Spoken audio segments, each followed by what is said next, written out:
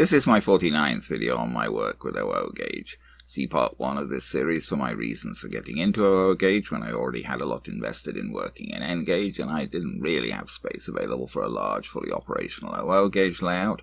Also see my lengthy series on my N gauge railway modelling for smaller and more complex scenery and smaller scale trains running. This part is the 23rd, dealing with my third layout made using mainly Hornby EZ Track. See the prior video, part 27, for my reasons for wanting to try a Hornby EZ Track layout when I already had an OO gauge layout using Bachmann EZ Track. This part features a rather unusual little loco that I picked up on eBay UK. I have to admit that I didn't recognise this at all when I first saw it listed on eBay UK. I'm pretty familiar with the locomotives of the LMS, which, as the company my own family used to work for, I've studied more than any other of the big four, but the LMS inherited a great many locomotives of many different classes from its various constituent companies upon amalgamation in 1923, and attention naturally tends to be focused on those classes that went on to prove significant in LMS operations. I thought that this looked a very interesting little model, but I had to do fresh research to clarify for myself exactly what it was. Of the locomotives I was familiar with, this model probably bore the most resemblance to the LNWR precedent class seen here in the example Charles Dickens, and familiar through preservation as Hardwick in the National Railway Collection. This model shares the wheel arrangement of the precedent class 240, indicating a likely origin in the same period, the late 19th century, but this model represents a much smaller and less powerful class. Here, in fact, is a picture of the exact loco represented by this model. However, if you have an eye for detail, you may immediately spot a difference between this picture and the model. The locomotive in this picture has a bell-pair firebox seen in the form of the essentially square section in front of the cab, whereas the model does not. The profile of the boiler on the model is round all the way back to the firebox. This does not necessarily represent an inaccuracy. This model represents an ex-Midland Railway Johnson 240 tender loco.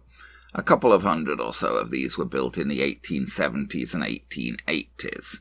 They were in fact a series of classes with minor modifications and followed on from the design of similar locos by Matthew Kirtley, Samuel Johnson's predecessor as Chief Mechanical Engineer of the Midland.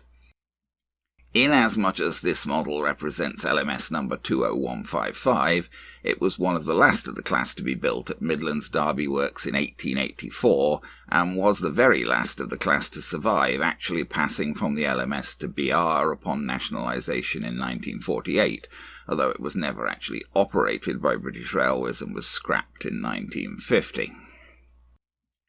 None of the Johnson 240s has been preserved, although there is a preserved example of a similar Kirtley 156 class locomotive seen here at the Midland Railway Centre in Midland Crimson, looking a great deal more handsome than my model.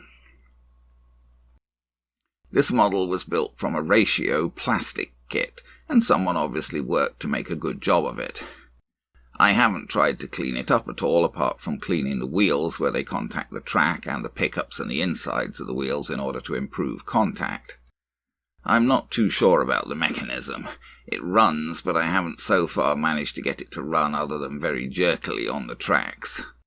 Those wire pickups do collect electricity from the wheels, but even after my best efforts at cleaning, there's still sparking between the pickups and the wheels, which is not a good thing. Given the model's tendency to wobble and derail, I was doubtful about the gauging. The tender has plastic wheels and is very light. The wheels are a bit too close together, but they seem to get over the points okay. The gauging of the loco wheels is rather inconsistent. As you can see here, the back wheels are rather close together. On the other hand, the main driving wheels are a bit far apart. And the front truck wheels are even further apart. These wheels don't pivot, but they do have play to move from side to side a bit. Here's the loco on my Hornby layout, pulling a small goods train.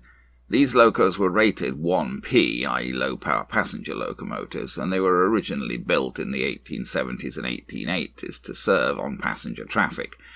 However, they were rapidly moved to mixed traffic work as 440 locos took over most of the main passenger traffic from the 1880s on.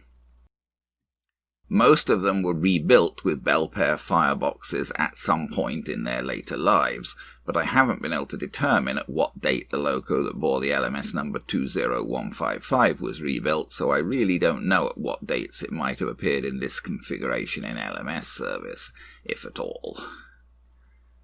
Now, let's see a little video of this model running, first on the rolling road, and then on the layout.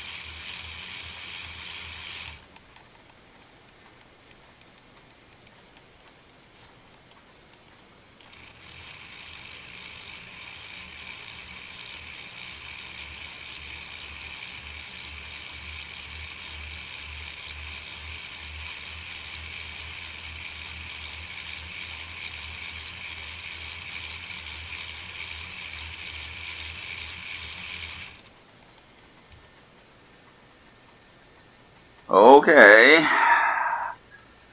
well, let's see if I can do anything successful in the way of running with this, what is it, Johnson 240 X Midland 1P. I'm not leapingly optimistic between the gauging and this, that and the other. Nope, not getting anything so far. Nope, not getting anything at all. What the heck's going on? Huh. I am doing the right... Oh, because I'm doing the wrong track. Although, it's still not working very well. Oh, he's on the outer track, yes. Oh, I know he doesn't like going around that corner. Ah, I should have taken him faster. And I don't think it's dirt on the track, because I've cleaned that track persistently. He just does not like going around that corner. Now the trouble is he's going to run off, and he's rather prone to derail as well with that strange gauging. Whoops.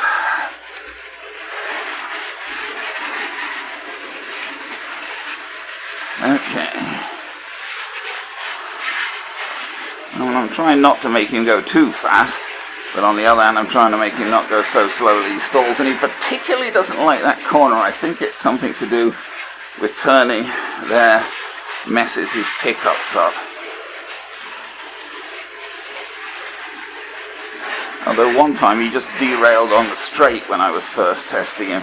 I've cleaned his wheels a lot and his pickups since the first testing.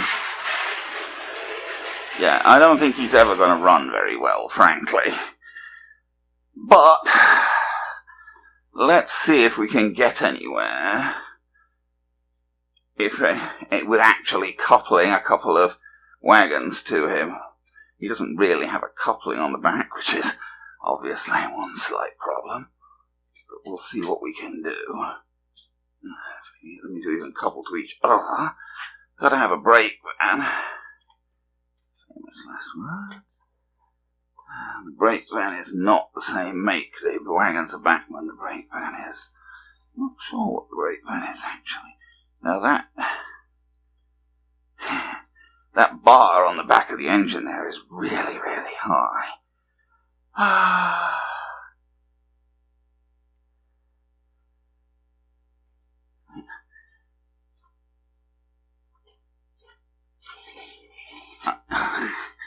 I got to give him more power. I don't want to give him too much power because they don't weigh much. I mean, it's not like he's pulling anything very difficult.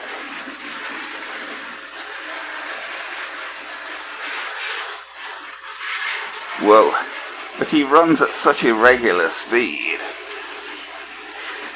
And he doesn't particularly like the curves.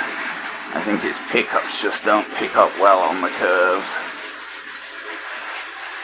So he's not much of a runner, but he's a very nice, interesting looking engine. I wish I could get him to run slowly more evenly. That would be nice.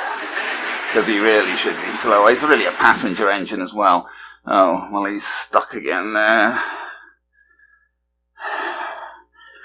We'll have one more try, see if we can get him moving. I should really have probably put a couple of passenger coaches on him, since he really is a one-peel. Can I even reach there? There he goes. I'm not by the controller now, so whoa. Can I even get back to the controller? Yeah. Well, I don't know quite what to do with his mechanism, really. He just doesn't much like to run. And I'd be afraid to take him to bits too much because who knows how he was built. He's only got pickups on those two sets of driving wheels, so it's not surprising that oh, he stopped again. I think I'm going to give in at this point. So that's about all I can really do with him at the moment.